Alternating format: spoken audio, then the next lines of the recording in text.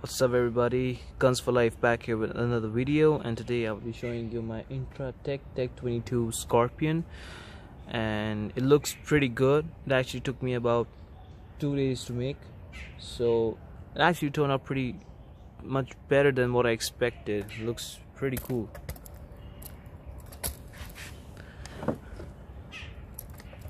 So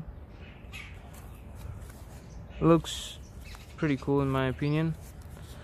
You got all the minor details, and you got the charging handle, you got the rail, sights. I made a couple of adjustments and changes. As you can see right off the bat, you can see the bolt is different as opposed to the original.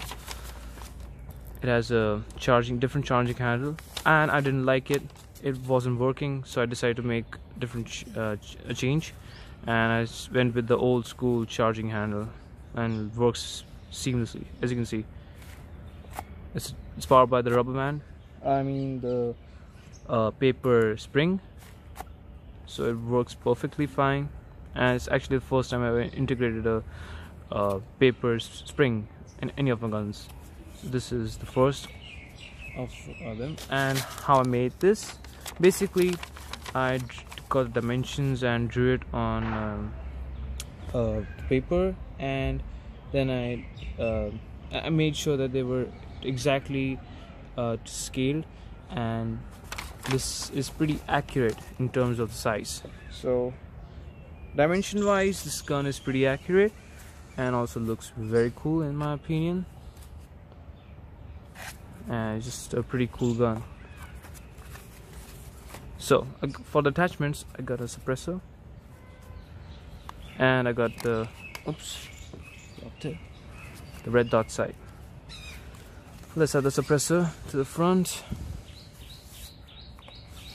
and the red dot sight.